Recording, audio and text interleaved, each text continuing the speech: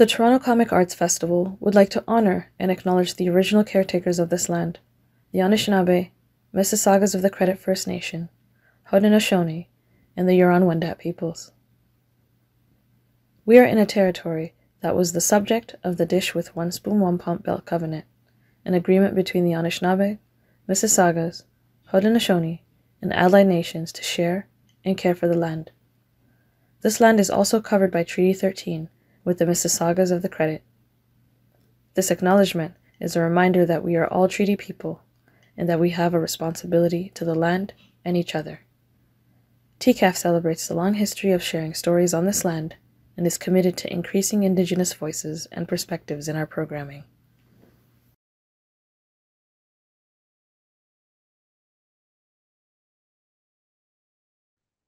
Okay, hello folks. My name is Hoche Anderson. I am proud to be one of the programming directors at TCAF 2024, which if you're listening to this or watching this recording closer to the dates, it's the dates for TCAF this year are going to be Friday, May 10 to Sunday, May 12. We'd love to see you there. So I have the great privilege today to talk with the great cartoonist, Johnnie Christmas. Who I first became familiar with some years back when Angel Catbird premiered. And I remember seeing a photograph of him in a write-up about the book. And I remember being stunned because there was a Black cartoonist drawing this book written by Margaret Atwood, which I've always felt kind of a little bit like a little bit like a lonely island in the comic book industry. I'm not, but it feels that way sometimes. And when I saw Johnnie was a brother, it made me excited and just made me just cheer this man on, and it made me very excited to get to know his work. So without getting too deep in the weeds, why don't we introduce the man himself, Mr. Johnnie Christmas? Thank you so much for giving us some of your time this morning to talk about yourself and your work. Yeah, thank you for it. Yeah, thank you, OJ, and thanks for that wonderful introduction, and thanks everybody who's watching. And it means a lot to be talking with you here because I've admired your work long since you admired your work. So thank you. Thank you, man. I appreciate that very much. So let's get into it. So for those in the audience who aren't that familiar with your work, can you give us a little bit of the Johnnie Christmas origin story? I know you were born in Puerto Rico. You grew up in Yeah, Miami, and then you came Miami. to Vancouver. Maybe you can just give us a Yeah, little. sure. And then I went to a art high school, visual arts in Miami. Then started college in Miami at like an art school there, and then transferred to the Pratt Institute in Mhm. Brooklyn. And from there, went into job in graphic design and so on and so forth as one does, right out of school and making their way in New York City, and found my way to Vancouver, and then started my got my first comic book series, Sheltered, over at Image Comics, written by Ed Brisson. Um, yeah, and that was like my first foray into like being like I did like covers and so on and so forth, but it was my first full time comic book gig because doing Right, a monthly series there was no time but to all of a sudden you're just congrats, you're full time. You got to do this book every month, right. which was a great experience. And then from there I did a few other projects, but the next big one was Angel Catbird with Margaret Atwood, which was a surprise and delight, to have that come together. It was, I couldn't have dreamed of that coming my way, and working with Margaret was fantastic. She was such a Okay. great collaborator and such a inspiring, funny, um, insightful human being. And then did an adaptation of Gibson's Alien 3. Well, actually, before that, so then I got my writing break on a book called Firebug that I wrote and illustrated, and that was a great experience. Fantasy world, volcano goddesses, and the whole thing. Long since been a fan of mythologies, and kind of built Same. that world. Worked on the Gibson adaptation of Alien 3, then wrote a book that was illustrated by another artist, Tartarus, another Image Comics series, illustrated by Jack T. Cole, and then Andrew Cronky, who's doing the Bloodrick series right now. So yeah, and then after that, but that whole time I've always wanted to do kids comics. Ever since like 2015, I've been like trying to cook up ideas to do kids comics. Because when I was a kid, I wanted to do kids comics, you know. Right. And then I just kind of kept moving with my contemporaries. As my contemporaries got older, I started making comics for my contemporaries. But I made a concerted effort around 2015 to start stepping my toes in that water. And you know, in 2022, Swim Team finally came out, and yeah, just did Gamerville, and I'm working on a third book in the middle grade space now. Okay, that's a great Johnnie Christmas primer you're giving us. Let's kind of go back a little bit to your roots. Where did this urge to be to get into the creative arts come from? That's a good question. You're probably familiar with this, but like you probably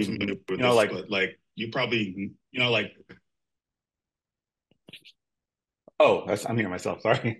When I was a kid, I wrote and drew stuff all the time, you know, as you know, but and like I think most kids come up with stories and stuff, but we're the kids who just never stopped. So I think you know, as you get to a certain age, I think part of it might have been like a differentiation, you know. Some kids were the fast ones, some kids were the strong ones, some kids were and I was the kid who drew, you know. So I think that was part of it, I think. But I think a big part of it was just I just loved it. You know, I have this thing where like if I don't care, I really don't care about anything. But if I care about stuff, like I really care about stuff. So I think all of my energy was going right into creating, you know, drawing and coming up with fantasy worlds and things of that nature. And I didn't care as much about chemistry class or what have you. So I think it was kind of inevitable I'd be doing something creative. I'm just kind of geared that way. Uh, yeah, yeah. I don't know. I just kind of threw all my time and energy into it. How were the folks when you know kind of broke the news to them that you wanted to get into being an artist and a creative person? You know, the good thing about my folks are Caribbean immigrants. They didn't really they didn't like they didn't care so long as I wasn't doing anything terrible. You know, they were just kind of like, oh, cool. You're focused on something. I think they were just kind of glad that I was focused on something. I didn't get the usual immigrant thing where they're like, no, be a doctor, lawyer. I had like an uncle or two who was like that, but luckily they kind of were just like, oh, the kid's doing that thing, fine, you know. So they weren't super pumped about it, but they weren't displeased with it. They were just kind of like benevolently, you know, apathetic to it, which was great. That's all I needed, you know. So then I could just kind of foster like a daydream all I wanted. And they actually, my mom kind of pushed me a bit. She actually was the one who was behind getting me into the art high school, which really pushed things into hyperdrive because that's when I started meeting other kids who were into comics, and it wasn't just me. You know, we started trading comics back and forth, and it really developed. We really like kind of backed each other up and pushed me further in that direction. So, getting out of school, you got into art directing, correct? Graphic design, and then eventually like a little bit of art directing. Right. Were you working for like magazines or Mm-hmm. tell me a little bit about that? Yeah, I started working first job out of university. I started doing graphic design at a place called Lockwood Publications in New York City. It was like one of the old. It was like they've been publishing since like hundreds of years or something like that. Anyway, they were doing trade journals for. They were doing trade shows for tea and coffee producers and cigar machinery. So they would do these big international trade shows, two every year, one in Europe for tobacco and cigars, and one in Asia for tea and coffee. And I started working there doing their monthly trade journal and other things that might go into the show material or whatever. So that was my first gig out of university, and it was great. And it, you know, kind of gives you more seasoning in the professional world of, you know, being places on time and, you know, professional, like just kind of like office etiquette kind of stuff where, you know, you come from like art school to art school to art school, and then you hit the business world. And it's like, it's really nice because then you start developing other skills and you start realizing what skills you have that you may not have fostered in terms of just kind of that business side of things. Mm-hmm. And then I did that for a while, and then I bopped around and did a few other graphic design jobs, and then there was like the tech like fallout situation where there was like no jobs in graphic design. I worked at an art supply store for like a couple years trying to get back on my feet. and did Yep. a little more graphic design. Then I started doing art direction at this one place, but it was like the boss was hovering over our shoulders the whole time. So it wasn't like you couldn't really like really art direct the way like it was just kind of like a glorified senior graphic designer. It's kind of really what it was. Um, uh, so yeah, so that and then at that point I was trying to get my way back into comics the whole Mm-hmm. time. Mm-hmm. Because after art school, I really needed a break. I needed a break from just creating stuff all the time. I wanted to create stuff that wasn't visual arts for a while. I made some bad music. I, did a bunch of random stuff just to like see what else was out there because I was in this like very formalized way of creating art, and it was really helpful to like step back before coming back to comics and graphic novels and bringing that passion with me Mm-hmm. and like refinding it. Mm-hmm. Mm-hmm. Amazing. How long had you been back doing comics when Angel Catbird came your way? Sheltered started in 2013, July of 2013, and Angel Catbird, I think, launched September 2016 or something like that. Okay. Right. So it's about like, yeah, like around 3 years. Mm-hmm. Because Sheltered ran like a year and a half, something like that. I think we did 15 issues. Right. And then I did like a sci-fi series that didn't quite end, and it was a whole debacle. And then Angel Catbird, I think we started like maybe a year before it launched, Mm-hmm. something like that. So luckily, I didn't have any like real gaps in between, Right. and I was able to kind of stay in comics and graphic novels. So it was about 3 years of before the Angel Catbird deal launched. Gotcha. And so I'm sorry, Sheltered, was that a monthly book, a bi-monthly book, or Yeah, it was a monthly book over at Image Comics. It was about these doomsday preppers, and they're preparing for the end, of course. But the kids in the society, the teens, think the end's coming sooner than the adults, and they right? don't think there's enough supplies for everyone. And they're just like, well, we're gonna live longer, so it's either us or our parents, and then things get really dark from there. It was a really cool series because we had an unexpected our launch was really good. Like we were hoping for numbers of I think like 5,000 sales would have been like great. Like it would have kept us in the industry. We would have gotten our 5 issues in because it was going to be a 5 issue miniseries at first. But I think it was like 17,000 copies of the first issue or something. And Wow. then with variants, I think it went to 22,000 copies of the first. Oh, So it hey. was like unexpected, like out the gate. It went great. I think what happened was that online people started this rumor that it was a prequel to The Walking Dead. Oh, wow. I know that was going. I don't know if that was part of it, or maybe our sales pitch was actually like maybe it was the time for the idea. I don't know what it was, but that happened. So then our 5 issue run all of a sudden became uh we were able to extend it. So I Mhm. thought I was going to have time to craft these 5 perfect issues, and all of a sudden it was like, no way, son, you're doing a monthly comic. Holy what? So it was cool though because I didn't have time to overthink it. Yeah. I mean, I didn't have time to like perfect it the way I wanted it to look. But I think the larger lesson of creating a monthly book, a 4 week monthly book, not like a 6 week monthly book, like 4 weeks. We were putting this thing out. That was really good training. It felt kind of like being back in art school or something where you're overwhelmed with work and it. The art school really came in then. That you just got to get it done. Hit your Yeah. deadlines kind of thing. So yeah, I so that was. Mhm. No, I'm sorry, I didn't mean to cut you up. No, no, no, no. So that was a deal with Shelter monthly book, Gotcha. 15 issues. That must have been an incredible. Well, describe to me the kind of the change in your kind of work style and just your approach to your work when the pressure is taken off from doing like a monthly book, 15 issues to, Mhm. kind of more of a specialty book where I assume you have more of a chance to kind of let the project breathe a little bit more, or am I wrong about that? Like talk to us a little bit about that process. Yeah. So actually, with Angel Copper, we had maybe a little bit more time. It wasn't like a 4 week monthly, but it was still pretty tight on deadlines.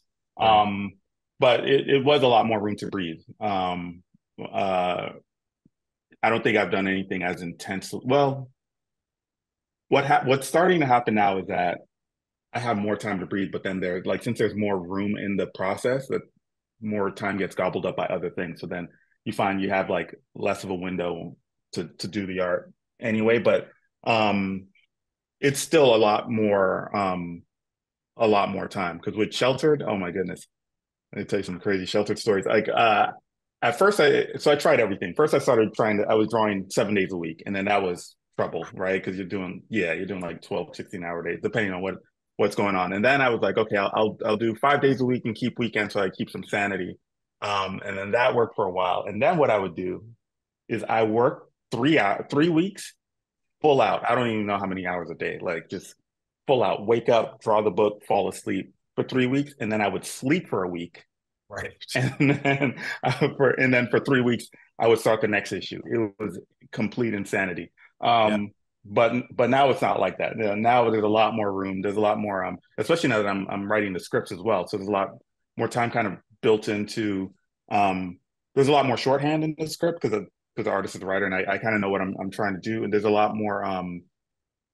There's just a lot more time. There's not that pressure when you're first starting out. At least when I was first starting off, there was no guarantee that I was going to have a career. Like Sheltered was going to be like, I was going to do 5 issues, and maybe that'll be all that was said about my time in comics. Yeah, I did it. I got a series out. So I really wanted to be good on the business end, be good with deadlines, be good with business relationships, be good with the product, the quality of the art, the thought that went into it.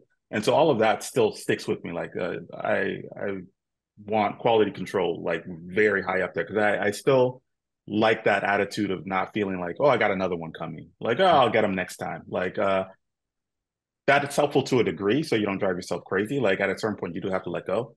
But I don't ever want to take the audience for granted or the reader for granted. I don't want that disappointing feeling when you're flipping through a book and you're just kind of like, oh, okay, like, boy, I wish this person would have given it another draft, right? Where like you as a reader, you can see the connections, but the author hasn't, and they would have if they would have just, even if not another, like if they would have just put it in the shelf for 2 weeks and come back and looked at it again, they would have like.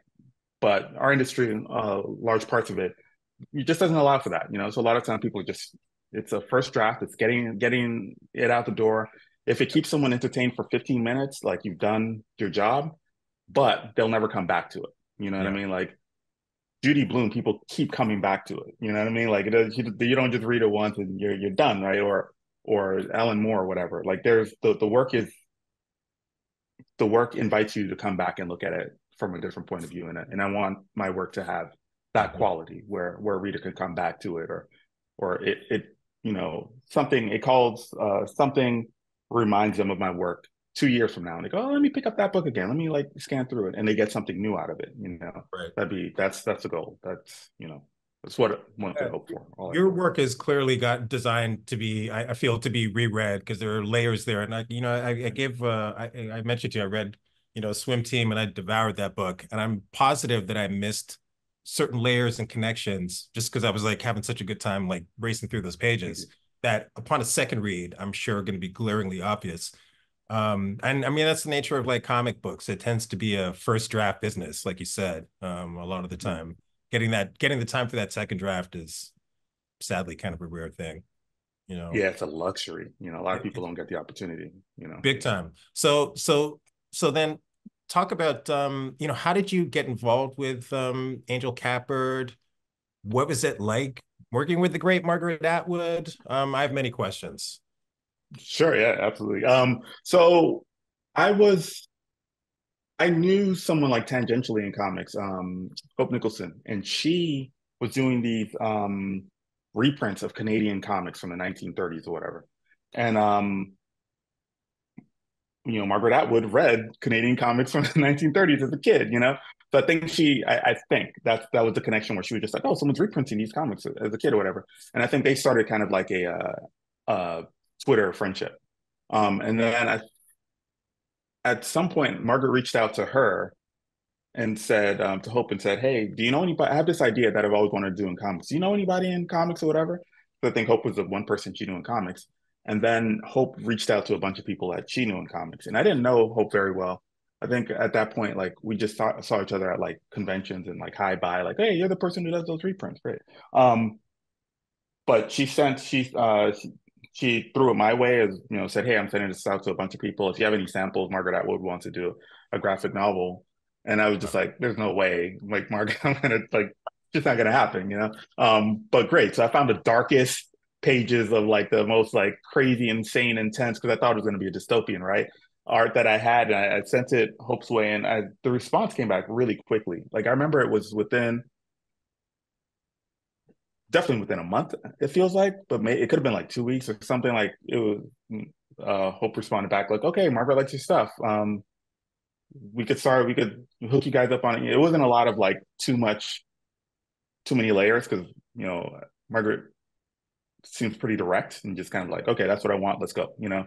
So yeah, we started emailing. She sent the script, and then I was surprised that it was, oh, it's like a golden age like superhero comedy thing. Like I was like, okay, great, this is like totally unexpected from what I thought. We were going to go into the weeds of, you know, human despair, but no, it was like this whole other thing that was really fun, you know. So yeah, we started she I started developing costume design and stuff and character design, and she was working on the script and kicked it my way. And you know, she was really a really good collaborator in terms of notes.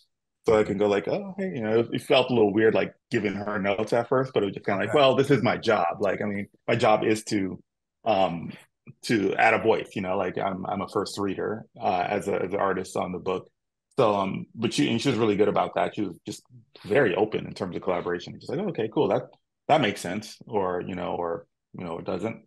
And so she would take over the script. I'd generate the art. She didn't have too many like notes on changes and stuff. We ran it through Dark Horse Comics. They were the publisher on it, and I think she wanted to do, her concept was really cool. I think she wanted to do 9 issues, like 9 lives, cats, and this and that. But I think they thought Margaret being Margaret, and she moves like units, you know, that have like, you know, spines on them. I think she was thinking, they were thinking, oh, that's a higher price point. We could move.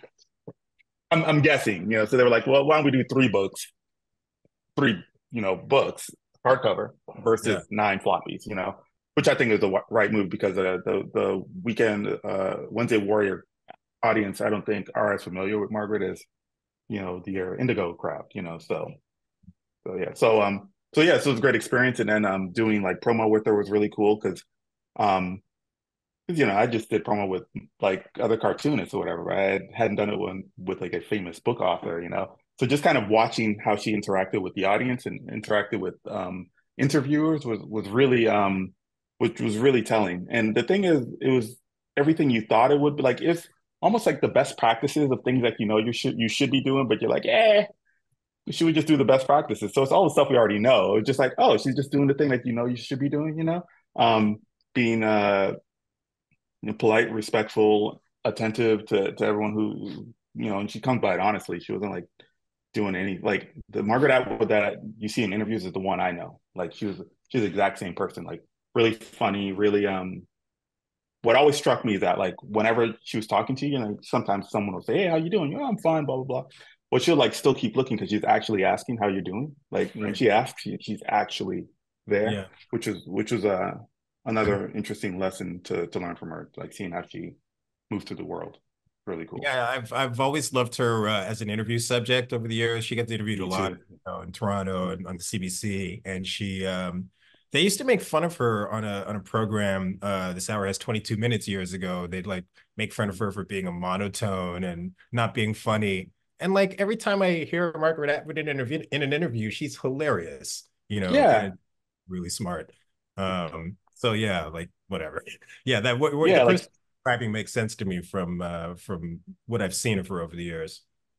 totally. Yeah, I ran across her as an interviewer like before I read any of her work, and I was like, who is this person? You know? And then I read her work, and I was like, oh, this is who this person is. Like she's really great. But yeah, like she's like super funny. She just doesn't sell the joke. She's not gonna be like, oh, wonka wonka wonka. Like she'll just say it, you know. And if you got it, you got it. If you don't get it, you don't get it. You know? Absolutely. Her humor is totally dry. Yeah. So would she, I was fascinated how, like what a Margaret Atwood script looks like. Did you have to like Mhm. coach her at all in terms of like turning her words into actual comics, or did she present you with a full script, or how did that shape out? Yeah, she presented full script. I don't remember much massaging actually. Now that I think about it, like I don't really. I'd have to. I think she broke it down like panel and page in that, and I think it was pretty clear. I think there might have been a few instances, like all writers will do this sometimes, where you might have like two actions in a panel versus one action in a panel kind of thing, or two actions for one character in a panel, that kind of thing. So maybe some like that, but then you could easily, as the artist, you can just make that into two panels or something. But yeah, it was full script, and it was pretty clear. Like her writing was pretty clear, and it wasn't um because she has written for visual media before. She wrote a few TV shows at some point, and she did, I forget what else, but yeah. So she has written for visual media, and you could tell like either she just is just attentive and knows that okay, I'm writing for a visual medium, or she already had like experience or leaned on that experience. But it was pretty clear, her Right. scripts.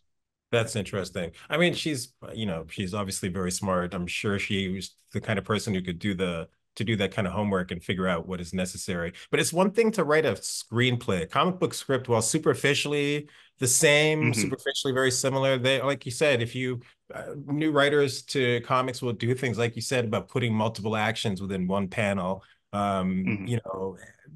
Kind of, and putting too many words in a panel, stuff like that. Yeah. These are Yeah. common rookie mistakes.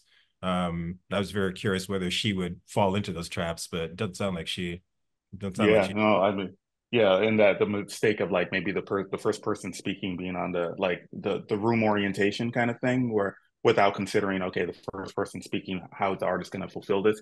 But I think professional comic book writers who aren't artists fall for that all the time. Like you'll have Sure. characters dancing all around the room. You have to play all these camera tricks to make it work, because they aren't thinking, they're just thinking, oh, well, I want Jimmy's going to respond to what, Tony just said. So it has to be that. Well, yeah, but last time you had Jimmy and Tony in different orientation, like stuff like that.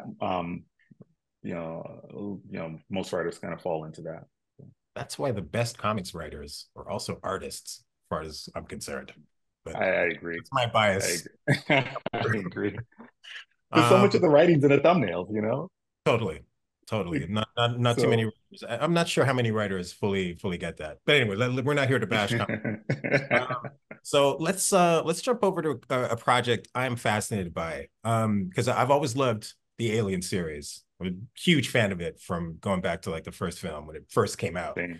And I remember years ago reading in some, I think it was comics scene or something like that, an interview with William Gibson talking about how he had just finished writing the screenplay for Alien 3. And I was super stoked because I liked William Gibson's work. I was really excited about another Alien film.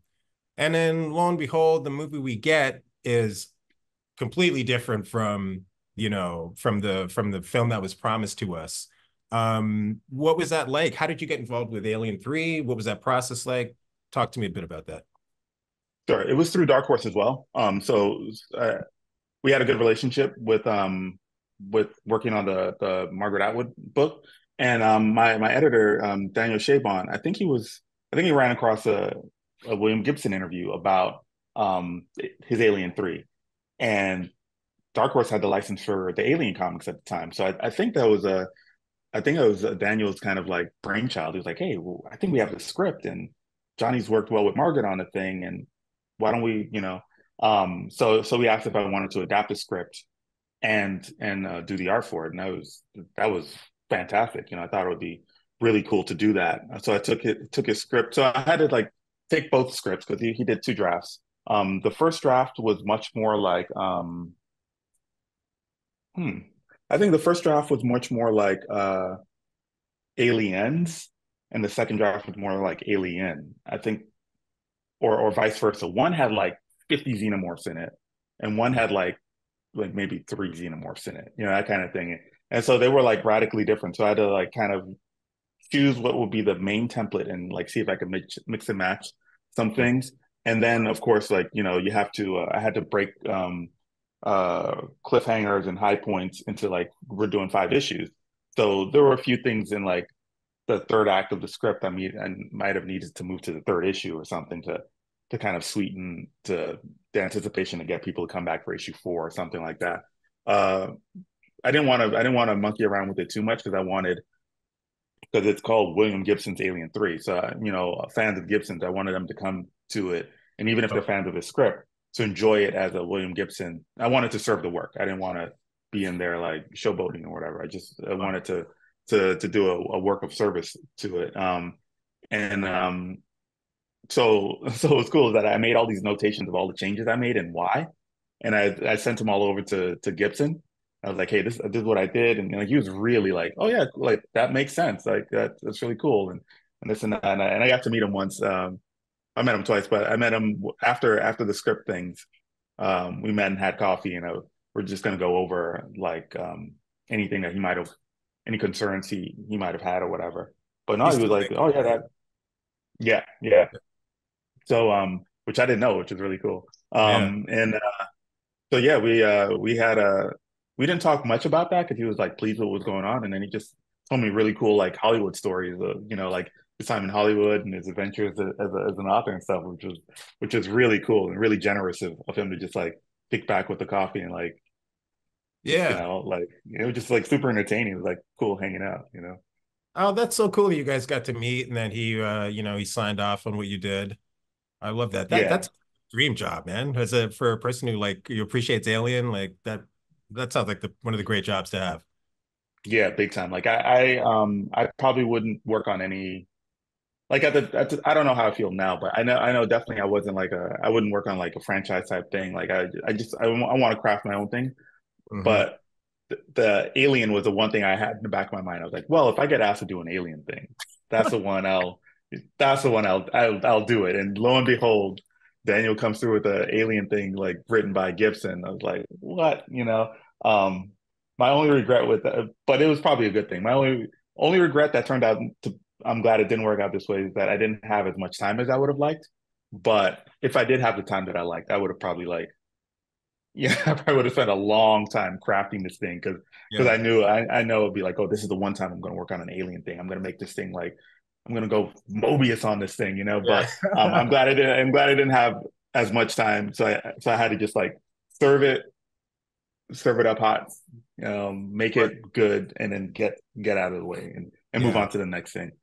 And the other thing that was helpful was I was working on Tartarus at the time, like my own sci-fi series. So it was kind of cool to like break down a Gibson script and like try and when you're adapting a script, you're spending more time on it than you are when you're reading like one of his novels, say, right? So it gives you a lot more time to consider what his considerations are and why he's doing this and why he's doing that. And I don't know if it helped with Tartarus, but it was something I had in mind with like, okay, this is kind of like homework also on writing my own sci-fi series. So you must have been a pretty well-oiled machine at this point, I'm guessing. Maybe, yeah, in terms of cranking out stuff. Yeah. I mean, Shelter definitely did it. Like it was very this kind of like right now working on graphic novels, it's kind of like a marathon, but with back at that time it was like moving from sprint to marathon to sprint kind of thing.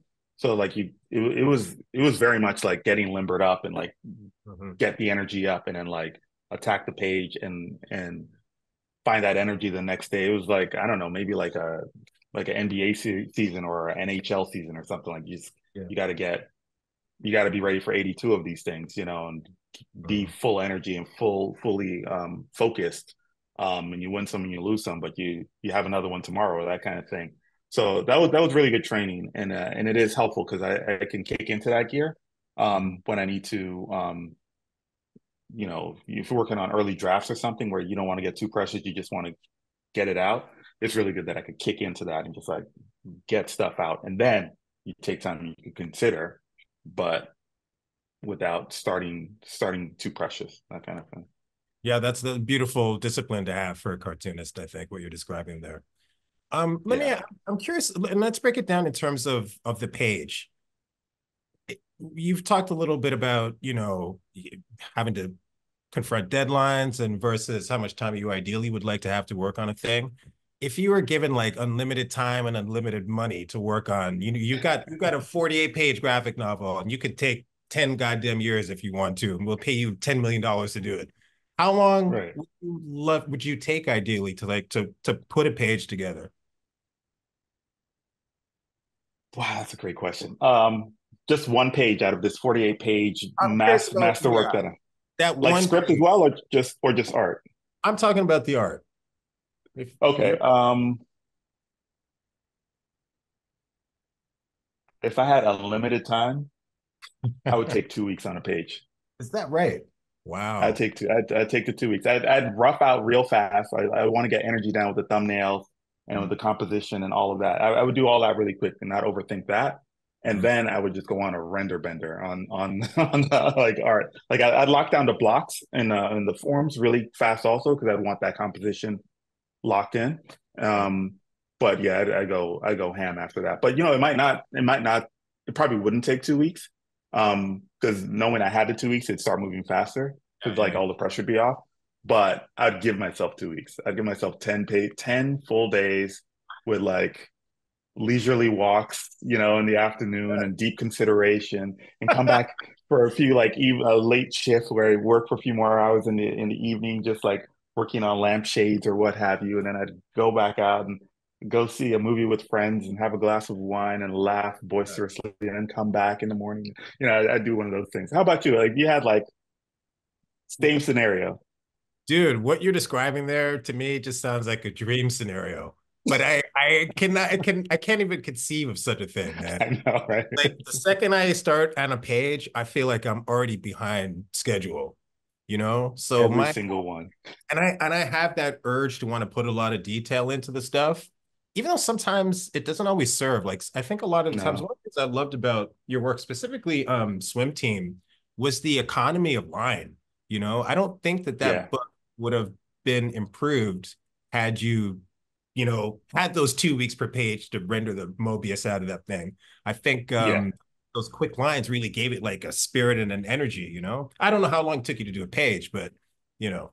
Yeah. Oh no, yeah. Like with something like swim team, yeah. If I did 2 weeks on a page, I would destroy it. It would be terrible, you know. But those need to be fast. It need to feel. Um, I was thinking more like my adult stuff where I'd like go into Noodle Town, but yeah, Yeah. with that, like the speed actually helps with like kids comics because it has that for me that immediacy of like youth. Like you Mhm. just like you're knocking it down and you're moving on instead of laboring too much. I mean, there's a way to do it and have it work. Like Beatrix Potter, for instance, like Love she Beatrice. worked the hell out of those pages, and for it's like that's great. But for comics, the way I'm doing it, like that, want that Mhm. line, that strong ink line. Yeah, Yeah. yeah, yeah. I want to do it really fast. Yeah, I totally hear you. I'm curious about this is kind of a weird question, but like you've written a lot for other people, you've drawn scripts that other people have written for you, and you've done the entire package yourself. Do you consider yourself to be like kind of a writer who draws? Are you an artist who writes? Which one of those do you That's lean towards? um, that's a good question. If I had to, I think of myself as a cartoonist. I write to draw and I draw to write, but like I could see a world where I only draw to draw my comics. Like I don't like I'll do life drawing and stuff, but I don't like just doodle around on a page like I used to as a kid. So I think the writer it feels like a betrayal to say this. It feels like the writer comes first. Yeah. Because if I don't write something that I want to draw, then I probably wouldn't draw. I'd just like enjoy those long walks and Yeah. hang around. Like my life would go into a different kind of realm. But I Mhm. draw to service the story Right. now, Right. more so than drawing for the sake of drawing. Hmm. Yeah, Hmm. yeah. That leads into another question I'm really curious about. And it's not really a question, it's more of kind of an observation I'm hoping you can kind of expound upon. Because what I love about your stuff is you are able to switch up your style between books. when I looked at Angel Catbird and compared that to the art of Swim Team and compared that to the art of Alien 3, I feel like there's a little bit more overlap in my eyes between Angel Catbird and Alien 3, but it almost feels like you're like a different artist entirely between Catbird and Swim Team, which I Hmm. think is incredible. You know, I see some of the other style in the newer work, but you really kind of like have gone off on a different path, which I think is fascinating. Can you talk about Hmm. that a little bit? Sure. I think like what I was saying about serving the work, that's a Yeah. big part of my approach as an artist. I instead of making my stuff look like a thing, like my stuff should serve the art, and I think that's probably why I'm more of a writer. But because I think, okay, great, this is going to be a kids graphic novel. What does it need? Yeah. Instead of like, all right, time for me to do the thing that I do. Is it appropriate? Like, if it's not appropriate, then you shouldn't be doing it. Like my approach, like it should serve the work. So Alien 3 needed probably used a lot more like blacks and filling blacks and than I would in like Angel Catbird.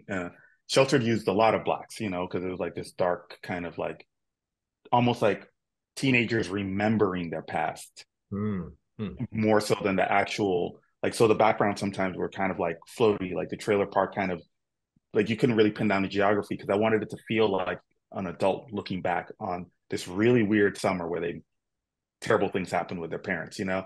right. So I wanted that to come through in the art. The emotion is very important to me in the art more so than getting everything right. Right. Uh, so so very much I think the style is born out of like there'll always be like certain lines that are like me, you know. There's the me of it will kind of peek through, but I always try to keep the emotion forward and what the work should feel like something more so than look like, you know, technically it should feel more than look and for every book it should be different because then like in Firebug it's like wildly different than like all the other ones because it's this kind of fantasy world where it's like a lot more detail but like emotional detail like if that makes any sense. um yeah, so it always changes each one, and I hope it continues. Because what's the point of all this training that we've done with all this? Like we're like masters of all these different styles, and then we don't use any of these styles. We just kind of we hunker into. But then again, you know, if I was Mike Mignola, I'd probably keep it to the one style also. You know what I mean? Like Yeah. don't mess with that. Or if I was Jose Anderson, but like with what I'm for me, like I keep it move. I keep it we'll see. Who knows? Maybe it'll there'll be like a unifying style, you know, that'll kind of everything radiate out from when all my work is said and done. But for now, I Well, try to serve the work. I feel like there's definitely kind of a like a Christmas sensibility that's uniting all the work, but it's like it's sort of like maybe it's the same brush, but today it's orange. You're using orange Mhm. paint and tomorrow you're using blue paint. I mean, it's still, you know what I mean? There's like a real contrast between the styles, which I think is fantastic. And I do wish other artists kind of let the story that they're telling kind of dictate the look of the material a little bit more. But whatever. I mean, these things are not sciences by any means. Um, I'm curious about your process a little bit, if you don't mind kind of getting into it. Like your writing process, for example. How do you generate a script, or do you work in a script format? How do you write a comic book? Yeah, I write in full script. It changes around a bit, depending on what the work needs. Sometimes a work needs more consideration, so you need more time, so you need more drafts to if nothing else, just to like live in that world a lot longer.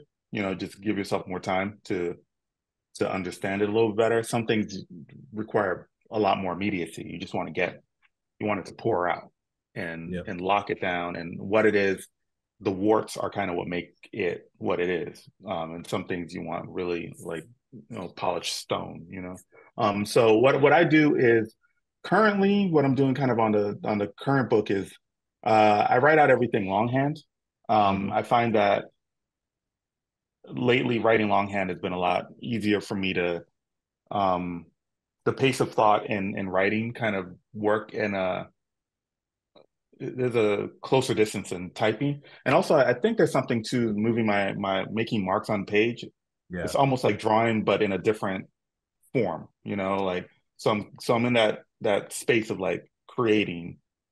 I don't know what it is, but it feels right. So I'll do a draft in longhand, maybe two, depending on like if I feel like the first draft is strong enough, maybe I'll go, build off of that to my second drafts off of longhand. But if not, the last one required like a second longhand draft, which was good because it just gave me more time and more understanding. And then I'll as I'm typing it up, that's kind of like a third draft or a polish, depending on how much changes are going on. But when I'm working longhand, I don't have I don't break it down panel and page. I just like let it all pour out. I don't want any stops. I just want it all to like gush out and see what material I've got going on. And then I kind of chisel away from that, like a marble statue. Like, okay, I've got all the components I need to make a great story. Where does everything need to be? What needs to be sweetened? Okay, like now that I know that this is a chapter or this is a page, how do I heighten the conflict and drama in that little section? So then I break those down into little sections and then like heighten each one to make each one as good as it can be, while still serving character, while still engaging the reader. Because the thing that I always strive for is I try to keep the reader like in the experience as long as possible, because we've all read a book, gotten to page whatever, put it down, and I'll come back to it, and you never go back to it, like for whatever reason, right? Yeah. So I try as much as I can on every page, every chapter to like keep the reader in the experience, want them to go like, I need to go to bed, but maybe 10 more minutes, Yeah. and like and keep them in there so they get to the end of it, So I do everything in my power to craft the script in a way that will invite them to stay. And I know that if it's working on and I work a lot on the script, because I know if it's working on the script, it's gonna sing when you start adding drawings to it. So if it's working already like on a script form, like it's gonna be great. Because I've had those situations where it's almost working on script form, but you're like, whatever, I'm too impatient. Let's get to the drawing. I'll figure it out as I go. And then as you're drawing, you're like, I should have given it a little more time there. And then it would have been perfect. Because then you're trying to rework it as pages are coming in, and now you're in love with what you've already done, and then you're trying to serve what's already done instead of. It's much easier for me to edit a script and kill all those darlings than I am to like kill a drawing, because sometimes the drawing will denote everything that you want, connote everything you want in it, and you can't. It's easier now as time goes on to throw out drawings, like much easier. Like I don't whatever about that, but it's a lot easier on the script form. So that's kind of my process. So I'll work the script up until like I know it's singing, and then I'll thumbnail out everything to make sure I know it's working, and then try and tighten up scenes, so that each scene has almost like a little mini story, Yes. And then from there, when you're drawing, then it's every improvement that you make at that point is just making this good thing like even better, because every time you touch it, it's going to get better. You pencil it, you're like, oh, this should be more like this, and then on inks you're like, oh, okay, like now I've drawn these characters like 100 times. Actually, I think they should look a little more like X, Y, and Z. And then on inking, you're changing things and tightening things up, and the next thing you know, you got something that works pretty well. So that's kind of my process. That's my process now. I just a lot more patience. I'm exercising a lot more patience on script, because coming from the monthly world, like it was just like cranking it all out, and I have to like take the focus and intensity that I put into the monthly world, but have that stretch out over a longer period of time of patience of putting that intensity in, but like making sure the work is good, and that someone might want to read it again or actually read it all the way through. When you're working on your scripts, when you're in the development process, excuse me, are you kind of attacking the story like that's not the right word. Are you examining the story like on a thematic level, on a character level, or you just sort of do you like kind of think the thematics through beforehand, or do you discover them as you're writing, or how does that work? Yeah, sometimes I'll give myself a theme to start, knowing that it won't be the theme at the end, because the characters will tell me what the theme is. But sometimes I need something to get me started, just something, like if the dinosaurs didn't die, then blah blah blah blah blah, just like that's the same as if dad never went to the army, then this would not like whatever, this is whatever, but just like come up with something, right? Like on your outline, you probably see some loose theme there, and you're like, okay, I'm gonna go with that. And then as the characters start talking to you and talking to each other and this and that, that's when I start noticing that, oh yeah, the relationship between the mom and the son, their conversations are a lot about responsibility for Mm-hmm. whatever reason. And Mm-hmm. then as I come through the end of the book, and I go like, oh, this theme about responsibility is something that these characters really want to say, or something that's coming out of me, or that's the strongest part of this book. So then I'll go back and then maybe I'll see parts of the script where I can like add in a little something about that responsibility thing. So I could heighten that theme. And sometimes that becomes the theme, or maybe it's just a theme of the book. But yeah, I usually let the characters tell me what the theme of the story is, what their concerns are. It's kind of more important to me than the overall godlike view of the world. Because you still get to have that. You can still do that after the fact, but I think it's a lot richer when the characters um, are telling you what's important in their world, or what their concerns are. Yeah. And that's going to be the theme that resonates with the reader Mm-hmm. more. And then you can have your God's eye view doing all the cool stuff you want to do.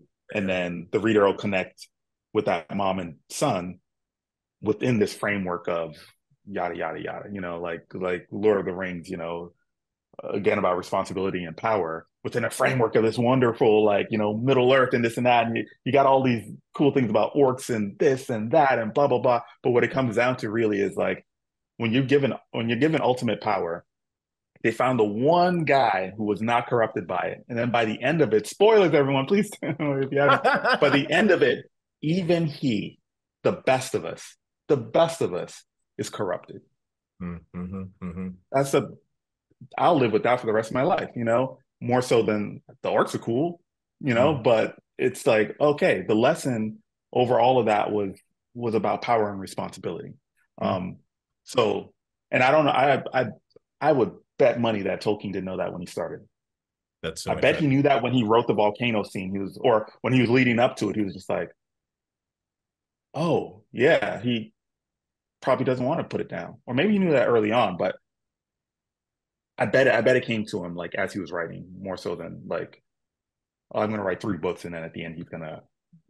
I don't think so. I It was think totally. he, It must have been a process of discovery for him as he was yeah, going through right, that question, especially absolutely, a world that's so as dense as the one as Middle Earth.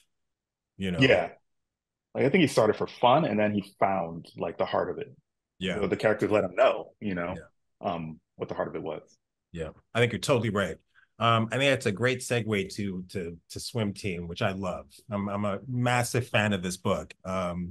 It was like one of those cool sports dramas that I used to like when I was younger. Like I love this movie Rudy, about this Oh like yeah, yeah. and I was a fan of Hoosiers when I was a teenager. I've always kind of liked those like sports movies where like the team of the Bad News Bears or something like that, where the Oh, I team, love that movie. and even though they start horribly and then but things like all come together at the end. And this book I thought was like really, really in that tradition. I loved you were talking about how you try to grip the reader on the writing level, like each page sort of being like its own like mini story. I really felt that strongly. You gripped me with a strong premise, and then you kept putting obstacles in the path of the main character that kind of even and that threatened to kind of derail her journey, but only kind of force her to like kind of go deeper into this world. And I love the book. I absolutely loved it. And anyway, so can you just talk about how it came together? And yeah, just talk a bit about it, please. Sure. Yeah. When I was a little kid, we were me and my little sister went to visit some aunts in St. Thomas, and I fell into a pool and I almost drowned. And I'm sure it was the first time I encountered a pool, and I was already like 5 years old and I did Right. not know how to swim. I didn't know anything. So, and I remember that feeling of like, that weightlessness, and like it felt like the walls of the pool were like 1,000 miles away in the bottom, like it was bottomless. Like I felt like I didn't know what was going on, but and this panic rose and like it was whatever. My uncle pulled me out and everything was fine, but like the fear stayed in me, you know? Yeah. And Yeah. I was just always kind of like afraid of the water. And I've taken adult swim classes now and all that, but the fear is still in there. Like it's still in there. And so I started working on swim team in different variations like over the years. Like I had like kind of like a fantasy school kind of swim school thing. I did like a straight up autobio, like 8-page one. Like so the story kept coming up, you know, because it was something that kind of lived with me for a long time. And then in 2015, I was when I was kind of thinking about like kid stuff and this and that, I was approached by Scholastic uh, editor there, and he was like, "Hey, if you have anything that you might think for the kids market or whatever." So I kind of like, so that was the first time I actually like seriously was like, "Oh, I can maybe make this into a thing." And then I pitched something to them, but it had a lot of fantasy elements in that, and I never heard back. And then so I kind of put it on the shelf. And then years later, I came back to it when I was like, okay, I'm gonna make another like serious run at the kids market, and I was pitching ideas. Uh, they were like, hey, what happened to that swim thing you were working on? And I was like, oh, that, you know. So I dusted it off and I took out all the fantasy elements, and it when I did that and I came up with I had Bree, who was in the fantasy world version, and I just like made her just like a normal kid who didn't know how to swim. It really started locking in, and it was all fueled by like my fear, my own experience as a kid who didn't know how to swim. And I Right. was thinking, oh, if I could make this book for me, like if someone would have handed this to me like 5 minutes after being pulled out of the pool, I could understand that my not knowing how to swim wasn't some secret shame, that it was my doing that I didn't know how to swim. Like it's a story of access is what it is. You know how to walk and talk. You don't even remember when you learned how, because when you had so much access to it. You know, as a kid, you could do it every day. You could do it, and you did it for hours and hours a day. And so like you mastered it, you know, pretty quickly. But if you find a pool at 5 for the first time, and you don't see another one till 7, and then you don't see another one till 11, you know, you're not mastering that skill. So I really wanted to have an explanation to so many of the Black children who don't know how to swim, as to some of the understanding why they don't know why, and some of and then they get to see how Bree takes steps forward to to learn how, so that they too can go like, oh well, if Bree did it, like maybe I can do it too, and so on and so forth. Oh, there's a reason of okay, it's access. There's a reason why I'm not like a astronaut either. I don't have access to a space shuttle, you know, whatever. Or, you know, I mean, it's more of a math issue, but so on and so forth. So that was a big part of swim team, and it was really important to me in a way that no other book that I've worked on is important to me. So I think that helped fuel it also, because it wasn't just working on a book that I thought was cool, or that because most of the things it's like, oh man, this is cool. Like with swim team, it was just like important. I was thinking about like little kids that I'll never meet that could benefit from it. You know, little kids in our community who can we can, you know, get them back into this culture of swimming, learn this life skill, learn these not just the skill, but the importance of it, the lack of fear of it, the ease, you know, and hoping that I could contribute is was really important to me. So Yeah. it was like fuel, like real, like, and every time I talk to like anyone, like in the every part of the process in making the book, because there's a lot of people you need to talk to in book publishing. Like I was very clear on what was important to me about the book, which is with no other book I've ever worked on did I have like kind of like a, all right, this is what's important to me about it. Like it, you know, you just make it, and if they like it, they like it, and blah blah blah. But with Swim Team, it was just like, no, this is very important to me, and this is why, Right. and Right. this is what I'm hoping to achieve, and why this needs to be this way and that way, because it's vitally important that this message gets through clearly. Right. Right. Yeah. On a personal level, what you were talking about a little earlier really resonated for me, because I also drowned. Oh, I didn't drown, but I almost drowned as a child. And I had somebody rescue me at the last minute. So I kind of recognized that fear. And the same thing happened to my mother. She almost drowned when she was a child. And she was so fearful of the water and so not wanting to pass that on to me that she insisted that I learn to swim when I was a kid. So I'm a pretty good swimmer now. That's like another reason why this book kind of resonated for me, because it's just the whole atmosphere of being around the pool and whatnot. And yeah, really kind of like struck a chord. One of the parents, like the father, he couldn't swim, correct? Yeah. Like it really kind of brought me back to my own mother. One of the things, and you touched on this in just a second ago, that I never really knew this history about, because I've heard for many years about how Black people don't swim. I never understood that. I never took the time to kind of delve into the history behind it.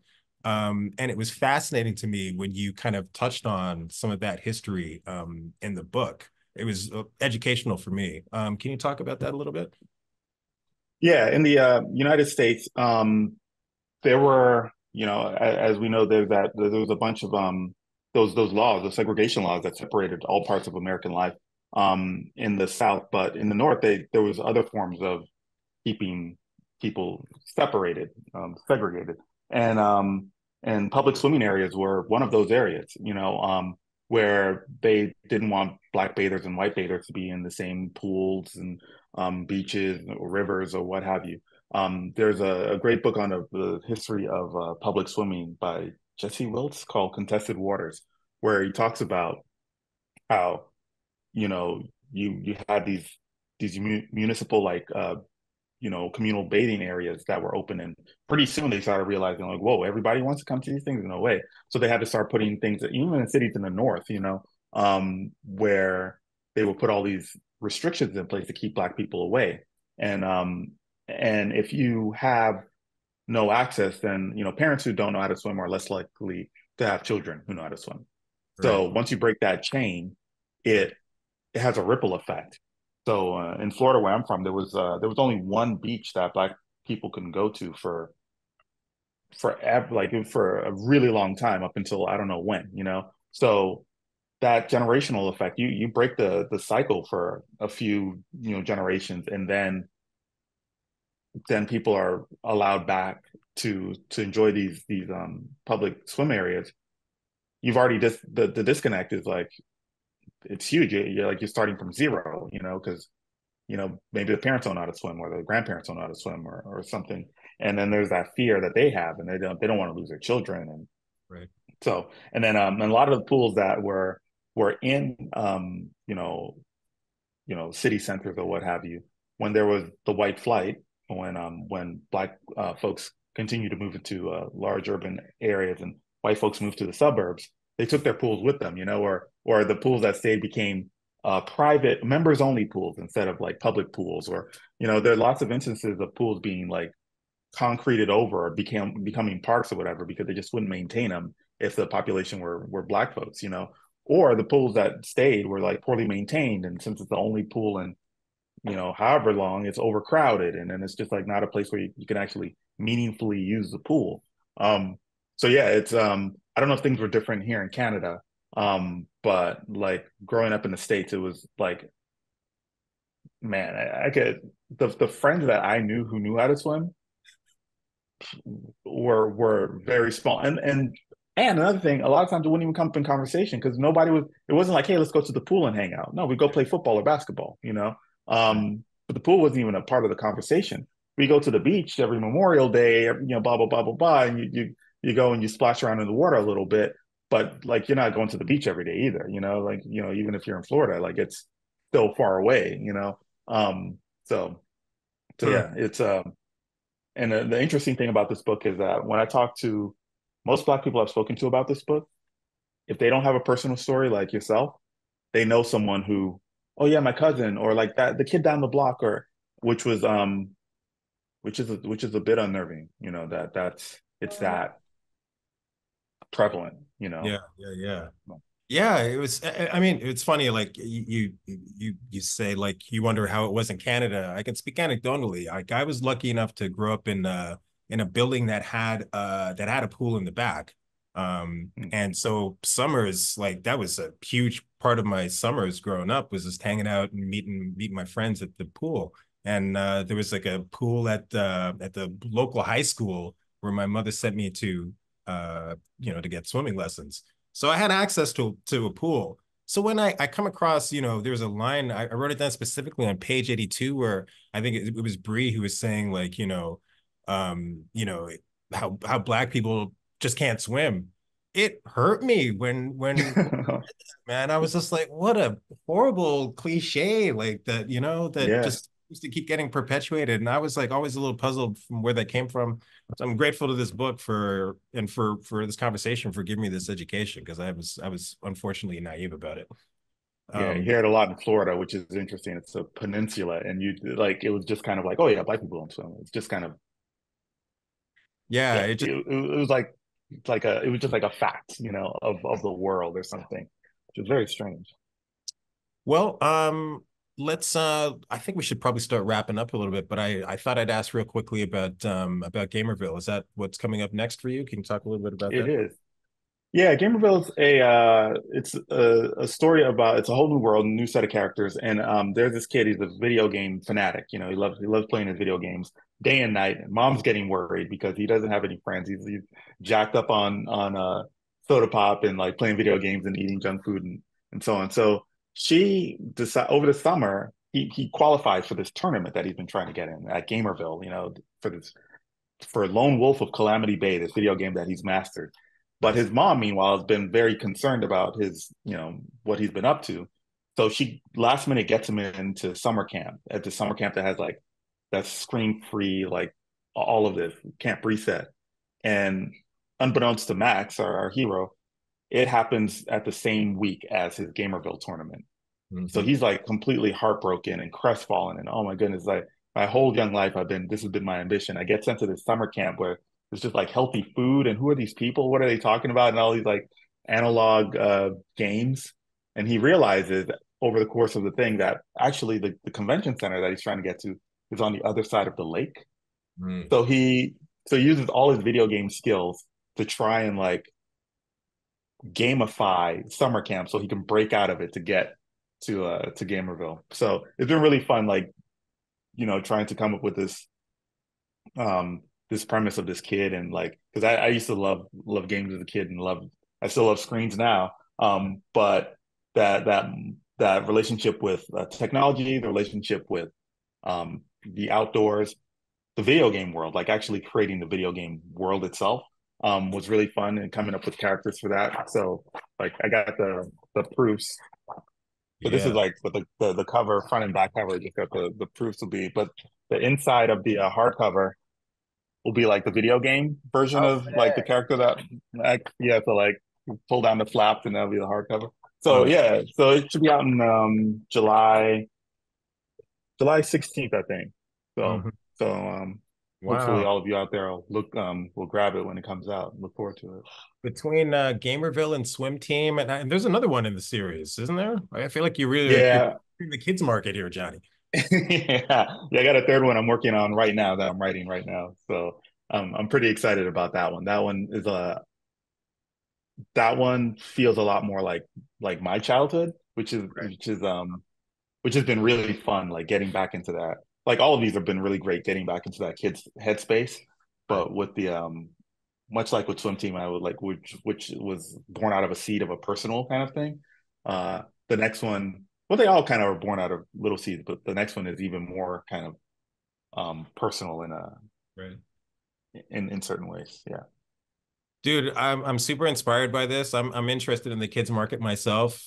Seeing your success in it is really kind of Join us. built the flame. So I'm gonna have to give you a run for your money in the next Hell next. yeah, man. But dude, I want to thank you. This has been fantastic.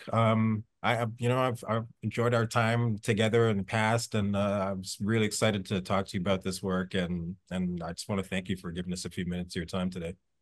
Yeah, thanks, Oche. Like, I really appreciate this. It's great talking to you again, and especially in this format. Thank. It's like an honor to be interviewed by you. Uh, So thank you for that, and thanks for giving me the time. And I had a question about, if you don't mind, I do not. those at the back of Godhead where you had like the colored and the black and white pages. Why'd you go full black and white instead of continuing on the color? Oh my God, that's a long story, but the short version is it was intended always to be like a full color kind of Ralph McQuarrie movie production art style, book. Uh-huh. But I was not getting the support to do the comic. There was no interest in it, and it was taking Uh-huh. forever to do those pages. So at a certain point, I decided I'm going to do this goddamn comic book, whether the world wants it or not. But I need to do it in an expeditious fashion. And spending like four Right. days painting like Ralph McQuarrie style images for comics was not cutting it. So that's why I switched to black and white. But every time I see those pages, I lament what could have been just a little bit. But yeah, Okay. yeah, Because man. they were beautiful. I mean, the final result is beautiful as it is. But when you showed the other version, I was like, oh, it'd be cool to see two versions of this book. You know, No, because right? Yeah, I agree, brother. Hope maybe it's one day. Who knows? I hope so, man. That's magic stuff. But thank you. Thanks for indulging me that. Oh, thanks. I appreciate the question. All right, well, let's wrap this up. Thanks again, Johnny, and peace out to all our TCAF fam.